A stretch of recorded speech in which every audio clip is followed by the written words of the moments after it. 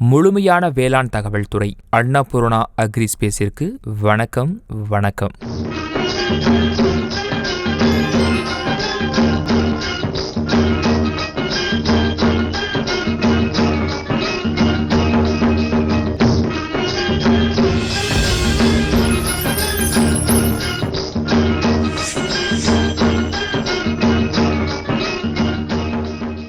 இத்துறையில் சத்துணவுகளின் முதன்மையானவர்கள் நாங்கள். எந்த தாவர நிலையில் அதை எப்படி பயன்படுத்துவது என்பது பற்றிய தகவல்கள் கிடைக்கும் உங்களுக்கு. அதாவது உங்கள் பண்ணைக்கு இந்த மிகவும் விருப்பமான முதல் ஊட்டச்சத்துக்களை எவ்வாறு வழங்க வேண்டும். உங்களுக்கு மிகவும் பிடித்தமானது நான் சொல்கிறேன். ஏனென்றால் கடந்த 30 ஆண்டுகளாக உங்களின் முழு முதலீடும் ஊட்டச்சத்துக்களில்தான் இருந்தது. தேவைக்கு அதிகமாக கொள்முதல் செய்து நிலத்தில் கொட்டுகின்றன. அதுவும் ஒவ்வொரு செடிக்கு எவ்வளவு கொடுப்பது என்று தெரியாமல் அதை அவரவர் விருப்பப்படி வளர்ப்பித்து நம் நிலத்தில் விஷத்தன்மை அதிகரித்து வருகிறது. அதனால் விவசாயத்தின் இருப்புக்கே ஆபத்து ஏற்பட்டுவிட்டது என்று கூறலாம். இன்று நாம் இந்த வீடியோவில் நைட்ரஜன், பாஸ்பரஸ், பொட்டாசியம் போன்ற முதல் ஊட்டச்சத்துக்களை பற்றி விவாதிப்போம். அவற்றை எப்படி பயன்படுத்துவது, செடியின் எந்த நிலையில் எத்தனை கிலோ பயன்படுத்துவது என்று நாம் விரிவாக பார்ப்போம். இனிமேல் எந்த விவசாய சகோதரர்களும் யூரியா அல்லது DAP அல்லது சாக்குகளிலிருந்து இந்த பொட்டாசியம் போன்றவற்றை பயன்படுத்த மாட்டார்கள். ஒவ்வொரு விவசாயியும் செடியின் நிலைக்கு ஏற்ப ரசாயன உரங்களை கிலோ கணக்கில் இட வேண்டும். தேவையான அளவுதான், தேவைக்கு அதிகமாக இல்லை. நாம் தெளிவாக பார்த்தால் இது மிகவும் சுவாரஸ்யமான தகவல், அதுவும் அறிவு. நீங்கள் அனைவரும் நன்றாக நினைவில் இருப்பீர்கள். இப்படி சொல்கிறேன், அனைவரும் கவனமாக கேளுங்கள். எல்லா மக்களும் இந்த விளக்கம் வண்ணமாக இருக்கும். எனவே நீங்கள் அதை நினைவில் கொள்வீர்கள். முதலில் முக்கியமாக தாவரங்களின் நிலை 3 பகுதிகளாக பிரிக்கப்படும். அதாவது ஆலை வந்ததிலிருந்து அறுவடையின் போது எந்த தனிமங்களை கொடுக்க வேண்டும் என்பது கடைசி கட்டம் வரை நாம் தெரிந்து கொள்ள வேண்டும். செடியின் வளர்ச்சி நிலை, பூக்கும் நிலை, காய்க்கும் நிலை. வளர்ச்சி நிலை எண்ணுக்கு 1 கொடுங்கள். பூக்கும் நிலைக்கு 2 எண்களையும் காய்க்கும் நிலைக்கு 3 எண்களையும் கொடுக்கவும். 1, 2, 3.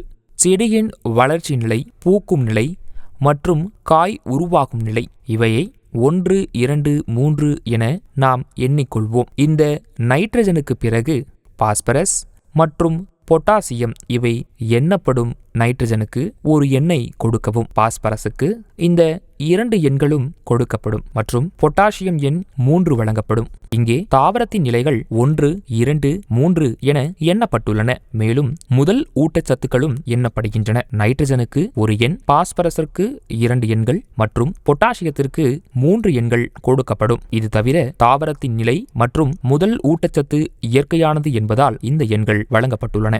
முதல் நிலை எது? அதுதான் வளர்ச்சி நிலை. இங்கே முதல் எண் நைட்ரஜன் ஆகும். வளர்ச்சி நிலையான முதல் கட்டத்தில் முதலிடத்தில் உள்ள நைட்ரஜனை அதிகம் பயன்படுத்த வேண்டும். இதற்கு பிறகு 2வது நிலை பூக்கும் நிலை உள்ளது. இங்கே பாஸ்பரஸ் 2வது இடத்தில் உள்ளது. எனவே பூக்கும் நிலையில் அதிக பாஸ்பரஸ் கொடுக்க வேண்டும். இப்போது தாவரத்தின் 3வது நிலை, இது பழம் தாங்கும் நிலை. இங்கே 3வது இடத்தில் உள்ளது. பொட்டாசியம் காய்க்கும் நிலையில் உள்ளது. பொட்டாசியம் அதிகமாக கொடுக்க வேண்டும். அதனால்தான் 1, 2, 3 என்ற நிலைகளை கொடுத்துள்ளேன். அதேபோல நைட்ரஜன், பாஸ்பரஸ், பொட்டாசியம் ஆகியவற்றை வளர்ச்சி நிலை, பூக்கும் நிலை மற்றும் காய்க்கும் நிலையிலும் கொடுக்க வேண்டும். 1, 2, 3 இதை நன்றாக நினைவில் வைத்துக் கொள்ளுங்கள். வீணாக்காமல் ரசாயன உரங்களை எப்படி பயன்படுத்துவது என்பதை நாம் நன்கு அறிவோம். இந்த எண்கள் மீண்டும் மீண்டும் வரும். ஒரு செடியின் வளர்ச்சி நிலை 1, பூக்கும் நிலை 2, காய்க்கும் நிலை 3 என 3 நிலைகள் உள்ளன. முதல் ஊட்டச்சத்து நைட்ரஜன், 2வது பாஸ்பரஸ் மற்றும் 3வது பொட்டாசியம். எந்த எண்ணில் உள்ளது அதே தாவர நிலையில் அதிகமாக பயன்படுத்த வேண்டும். இது ஒரு வேடிக்கையான கணிதம், தகவல் அறிவு. இதை எப்படி பயன்படுத்த வேண்டும், எந்த பிரிவில் எப்படி பயன்படுத்த வேண்டும் என்பதை இதன் மூலம் தெரிந்து கொள்வோம். பயிர்களை 2 பகுதிகளாக பிரித்துள்ளோம். அறுவடை முதல் 4 மாதங்கள், அதாவது 90 முதல் 120 நாட்கள் அறுவடை. இதனை 1 என்று கூறுவர். அடுத்த 5 முதல் 6 மாதங்களுக்கு, அதாவது 150 முதல் 180 நாட்கள் நீடிக்கும் பயிர்களுக்கு 2 எண் வழங்கப்படும். எடுத்துக்காட்டாக உளுந்து, பீன்ஸ், நெல் அதாவது அரிசி, பருத்தி மற்றும் பிற பொருட்கள் இவை முதல் பிரிவில் வரும். நீண்டகால பயிர்கள் உதாரணமாக காய்கறிகள் மற்றும் பிற பொருட்கள் 5 முதல் 6 மாத பயிர்கள் வகையிலும் விழும். இதில் எந்த அளவு பயன்படுத்த வேண்டும், அதாவது 90 முதல் 120 நாட்கள் பயிருக்கு இந்த முதல் சத்துக்களை எந்த அளவில் கொடுக்க வேண்டும், அதுபோல 5 முதல் 6 மாத பயிரில், அதாவது 150 முதல் 180 நாட்கள் உள்ள பயிருக்கு எந்த அளவு பயன்படுத்த வேண்டும் என்பதை இன்று நான் உங்களுக்கு சொல்கிறேன். அவர்களை நன்றாக நினைவில் வைத்துக் கொள்ளுங்கள். 90 முதல் 120 நாட்கள் பயிர்களில் முதல் கட்டம் எது? வளர்ச்சி நிலை, தாவரத்தின் வளர்ச்சி நிலை. இந்த தாவர நிலையில் நமக்கு ஹைட்ரஜன் கிடைக்கிறது.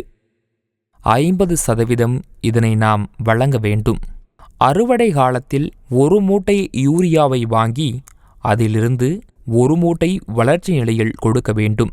இது 50% நைட்ரஜன், பாஸ்பரஸ், பொட்டாசியம் என்று நான் சொன்னால் நீங்கள் புரிந்து கொள்வது கடினமாக இருக்கும். அதனால்தான் யூரியா, டிஏபி, பொட்டாஷ் என்கிறேன். இதை நீங்கள் நன்றாக நினைவில் வைத்திருப்பீர்கள். நைட்ரஜன் சேர்க்கப்படும், அதாவது யூரியா, பாஸ்பரஸ் என்றால் டிஏபி சேர்ப்போம். பொட்டாசியத்திற்காக பொட்டாஷ் பைகளை கொண்டு வருகிறோம்.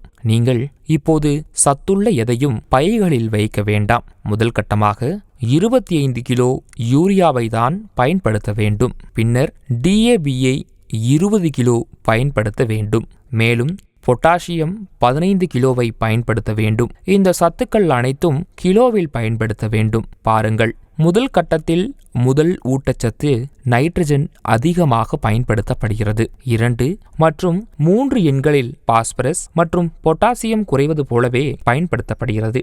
செடியின் ஒவ்வொரு நிலையிலும், அதாவது இன்று செடிகள் இருக்கும் நிலையில் இப்படி செய்வோம். அந்த எண்ணின் அதிக சத்துக்களை பயன்படுத்தும் வளர்ச்சி நிலை ஒன்று யூரியா, மற்றொன்று இந்த நிலையில் அதிக ஊரியா பயன்படுத்தப்படுகிறது. வளர்ச்சி நிலையில் 25 கிலோ யூரியாவை பயன்படுத்த வேண்டும். அதன் பிறகு டிஏபி 20 கிலோ பயன்படுத்த வேண்டும். அது 2வது எண்ணில் உள்ளது, அதில் குறைவாக தருகிறோம். 3வது பொட்டாஷ், அவர் 15 கிலோ பயன்படுத்த வேண்டும். இது குறைவாக இருப்பதால் இந்த வளர்ச்சி நிலையில் urea 25 kilo, DAP 20 kilo, potassium 15 கிலோவை பயன்படுத்த வேண்டும்.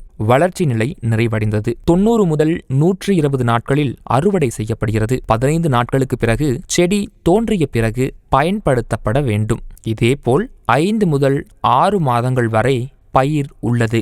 இப்போது குறிப்பிட்டுள்ள அளவில் urea 25 kilo, DAP 20 kilo, potassium 15 kilo.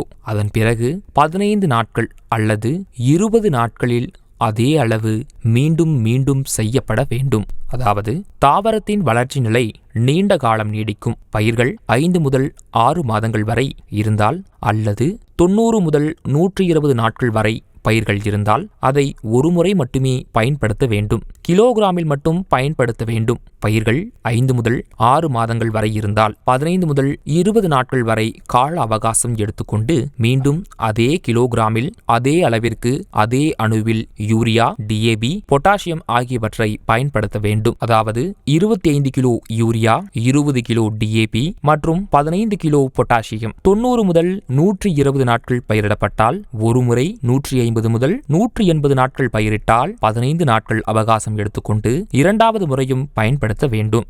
வளர்ச்சி நிலையில் யூரியா, டிஏபி, பொட்டாசியம் போன்றவற்றை பயன்படுத்தும் முறை இது. இதற்கு பிறகு தாவரத்தின் 2ஆம் நிலை, அது பூக்கும் நிலை. எண்ணிக்கையில் 2வது இடத்தில் இருக்கும். இதில் பொதுவாக பயன்படுத்தப்படும் சத்து பாஸ்பரஸ், அதாவது டிஏபிக்கும் இந்த கட்டத்தில் 2வது படி அதிக பாஸ்பரஸ் பயன்படுத்த வேண்டும். யூரியா மற்றும் பொட்டாசியத்தை குறைவாக பயன்படுத்த வேண்டும். இந்த பூக்கும் நிலையில் யூரியா, டிஏபி, பொட்டாசியத்தை எப்படி பயன்படுத்த வேண்டும் இதை இப்போது சொல்கிறேன், நினைவில் வைத்துக் கொள்ளுங்கள். பூக்க ஆரம்பித்தவுடன் urea 15 kilo, DAP 25 kilo, potassium 10 kilo இட வேண்டும். Urea 15 kilo, DAP 25 kilo, potassium 10 kilo இந்த முறையில் பயன்படுத்த வேண்டும். பயிர் பூக்க ஆரம்பித்து 90 முதல் 120 நாட்களுக்கு பிறகு பூக்கும் நிலையில் ஒருமுறை பயன்படுத்த வேண்டும். 5 முதல் 6 மாதங்களான வரை பயிர்கள் இருந்தால் இதேபோல் 15 நாட்கள் முதல் 20 நாட்கள் வரை அவகாசம் கொடுத்து மீண்டும் பயன்படுத்த வேண்டும். நான் சொன்னது போல் urea 15 kilo, DAP 25 kilo, potassium 10 kilo 5 முதல் 6 மாதங்களுக்கு ஒரு பயிருக்கு 2 முறை இதனை பயன்படுத்த வேண்டும். இங்கே தாவரத்தின் நிலை மற்றும் முதல் ஊட்டச்சத்துக்களின் எண்ணிக்கையும் இரண்டையும் கவனியுங்கள். தாவரத்தின் 2வது நிலை பூக்கும் நேரம். இதில் அதிக பாஸ்பரஸ் பயன்படுத்த வேண்டும். முதல் மற்றும் 3வது நைட்ரஜன் மற்றும் பொட்டாசியம் குறைவாக பயன்படுத்த வேண்டும். இது ஒரு அதிசயம் போன்றது. எனவே நீங்கள் அதை நன்றாக நினைவில் கொள்ளுங்கள். இப்போது 3வது எண் பலனையும் தரும். பலன் தரும் இந்த நிலைக்கு 3வது எண்ணை கொடுத்துள்ளோம். 3வது சத்து பொட்டாசியம் என்று பொருள். இந்த பொட்டாசியத்தை செடியின் 3ஆம் நிலையில் காய்க்கும் நிலையில் அல்லது அதிகம் பயன்படுத்த வேண்டும். H மற்றும் 2இல் நைட்ரஜன் மற்றும் பாஸ்பரஸ் உள்ளது. அதை குறைவாக பயன்படுத்த வேண்டும். இதை தெளிவாக நினைவில் வைத்துக் கொள்ளுங்கள். கிலோகிராமில் அவற்றை எவ்வாறு பயன்படுத்துவது? காய்க்கும் நிலையில் பூ கனியாக மாறிய பிறகு பொருள் பழங்களை தாங்கும் நிலை தொடங்குகிறது. இந்த காலகட்டத்தில் அறுவடைக்கு 90 முதல் 120 நாட்கள் ஆகும். யூரியா 10 கிலோ, டிஏபி 5 கிலோ மற்றும் பொட்டாஷ் 25 கிலோ பயன்படுத்த வேண்டும். இதை சரியான முறையில் கவனிப்போம்.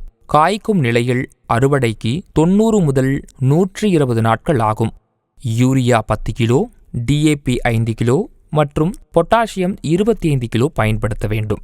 ஏனெனில் 3வது இடத்தில் இருக்கும் பொட்டாசியத்தை அதிகம் பயன்படுத்த வேண்டும். 1, 2 யூரியா மற்றும் டிஏபியை குறைவாக பயன்படுத்த வேண்டும். இதேபோல் 5 முதல் 6 மாத பயிரில், அதாவது நீண்டகால பயிரில் மேலே குறிப்பிட்ட அதே அளவை 15 முதல் 20 நாட்களுக்கு பிறகு மீண்டும் செய்ய வேண்டும். யூரியா 10 கிலோ, டிஏபி 5 கிலோ மேலும் பொட்டாஷ் 25 கிலோவை மீண்டும் பயன்படுத்த வேண்டும். இந்த வழியில் அறுவடை 5 முதல் 6 மாதங்களுக்குள் பயன்படுத்தப்படும். இது 1, 2, 3 என்ற எண்ணின் மந்திரம். இந்த 1, 2, 3ஐ நன்றாக நினைவில் வைத்துக் கொள்ளுங்கள். தாவரத்துடன் தொடர்புடையது. 1, 2, 3 அதாவது 1 வளர்ச்சி நிலை, 2வது பூக்கும் நிலை, 3வது காய்க்கும் நிலை. மறுபுறம் முதல் ஊட்டச்சத்துக்களின் வரிசை 1 நைட்ரஜன், 2வது பாஸ்பரஸ் மற்றும் 3வது பொட்டாசியம். இதை 1, 2, 3 என்ற அதிசயம். முதல் கட்டத்தை நைட்ரஜன் அதிகமாக கொடுக்க வேண்டும். 2வது கட்டத்தில், அதாவது பூக்கும் நிலையில் 2வது வரிசையில் உள்ள பாஸ்பரஸை அதிகமாக கொடுக்க வேண்டும். காய்கள் காய்க்கும் 3வது கட்டத்தில் 3வது நிலையில் அதிகம் இருக்கும் பொட்டாசியம் கொடுக்க வேண்டும். 5 கிலோ அளவு அங்கும் இங்கும் எந்த பாதிப்பையும் ஏற்படுத்தாது. ஆனால் கிலோகிராம்களை குறிப்பிடுவதன் மூலம் நீங்கள் சரியான யோசனையை பெறுவீர்கள். அதனால்தான் சொல்கிறேன், நான் சொன்னபடி செய்தால் நல்லது. சரியான தொகையை கொடுக்க முடியவில்லை என்றால் அங்கும் இங்கும் இருக்கும் கொஞ்சம் கொஞ்சமாக பலன் இருக்காது. அதனால்தான் இனிமேல் ஒவ்வொரு விவசாயியும் இந்த நைட்ரஜன், பாஸ்பரஸ், பொட்டாசியம் ஆகியவற்றை செடியின் நிலத்திற்கு தகுந்தாற்போல் கிலோகிராம் அளவில் பயன்படுத்த வேண்டும். மேலும் எந்த நிலையிலும் பயன்படுத்த வேண்டும் என்பதை நாம் எளிமையாக புரிந்து கொள்ள வேண்டும். முதல் கட்டத்தில், அதாவது வளர்ச்சி நிலை, முதல் கட்டத்தில் அதிகமாக யூரியா கொடுக்க வேண்டும். மற்ற தனிமங்களுக்கு குறைவாக கொடுப்பதன் மூலம் பாஸ்பரஸ் மற்றும் பொட்டாசியம் குறைவாக கொடுக்க வேண்டும். செடியின் 2ஆம் நிலை, பூக்கும் நிலை. இங்கு 2ஆம் வரிசையின் பாஸ்பரஸ் அதிகம் கொடுக்க வேண்டும். 1 மற்றும் 3 யூரியா மற்றும் பொட்டாஷ் குறைவாக கொடுக்க வேண்டும். 3வதாக செடியின் நிலை, காய்க்கும் நிலை. இங்கு 3வது இடத்தில் பொட்டாசியம் அதிக அளவில் கொடுக்க வேண்டும். எண்கள் 1 மற்றும் 2 யூரியா மற்றும் டிஏபி ஆகியவற்றிற்கு வேலை கொடுக்க வேண்டும். இவை மேஜிக் எண்கள் எனப்படும். மிகவும் விரும்பி உண்ணும் யூரியா, டிஏபி, பொட்டாஷ் போன்றவற்றை இந்த முறையில் வெறும் கிலோகிராமில் செடியின் நிலைக்கேற்ப 15 முதல் 20 நாட்களில் பயன்படுத்தினால் அது வீணாகாமல் நல்ல பலனை தரும். அது அந்த நிலத்திற்கும் கிடைக்கும். உங்கள் விருப்பப்படி பயன்படுத்துவதன் மூலம் ஊட்டச்சத்துக்கள் உப்புகளாக மாற்றப்படும். 15 முதல் 20 நாட்களுக்கு பிறகு அது உப்புகளாக மாறத் தொடங்குகிறது.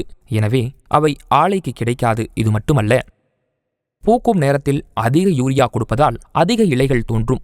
பூக்கள் இல்லை. காய்க்கும் கட்டத்தில் அதிகப்படியான பாஸ்பரஸ் கொடுத்தால் பழங்கள் வராது. அதனால்தான் செடியின் எந்த கட்டத்தில் எதை அதிகமாக கொடுக்க வேண்டும், எதை குறைவாக கொடுக்க வேண்டும் என்பது உங்களுக்கு தெளிவாக சொல்லப்பட்டுள்ளது. இதை நன்றாக நினைவில் கொள்ளுங்கள். பக்கத்தில் கொடுக்கப்பட்டுள்ள வரிசை எண் மற்றும் அட்டவணையை மனதில் கொள்ளுங்கள். முடிந்தால் அதனை ஒரு அட்டையில் எழுதிவிடுங்கள். எனவே இத்துறையில் முதல் சத்துக்களில் நைட்ரஜன், பாஸ்பரஸ், பொட்டாசியம் ஆகியவற்றை செடியின் எந்த நிலைக்கு எத்தனை கிலோவிற்கு பயன்படுத்த வேண்டும், இது எங்களுக்கு தெரிய வந்துள்ளது.